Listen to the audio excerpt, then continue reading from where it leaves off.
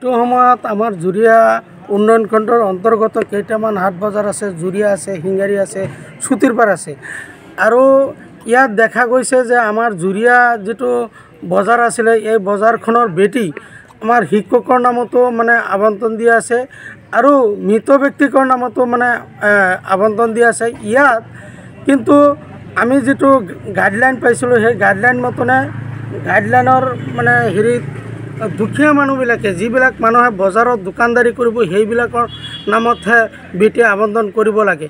কিন্তু আমি আগতে এটা স্মাৰক পত্ৰ দিছিলোঁ, দিয়াৰ পিছত আমাৰ তদন্তকাৰী আহি পেলাই জুৰিয়া তদন্ত কৰিছে, কিন্তু তদন্ত অলপ লেহেম গতিত চলি আছে। এতিয়ালৈকে কোনো তদন্তৰ মানে হেৰি হোৱা নাই। আজিকালিৰ ভিতৰতো কিছুমান মানুহৰ নামত মাটি মানে বেটিবিলাক আবণ্টন দিয়া আছে। এই চুতিৰপাৰ বজাৰত যিটো এতিয়া 3টা বিল্ডিং উঠাই আছে চৰকাৰী মাটিত, কিন্তু এই বিল্ডিংবিলাক যাতে আমাৰ জুৰিয়াৰ উন্নয়ন খণ্ডৰ বিষয়া অলপ তদন্ত কৰি চায়, যাতে ইয়াত তেনেকুৱা ধৰণৰ বিল্ডিং মানে বনাব নোৱাৰে, এইটো আমচুৰ ফালৰ পৰা দাবী জনাইছিলোঁ।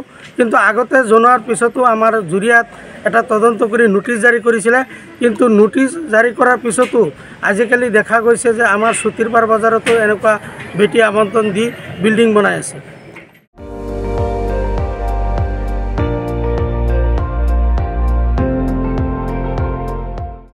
আপুনি চাই আছে ND24, সৰ্বশ্ৰেষ্ঠ নহয় সৰ্বোত্তমৰ দৌৰ।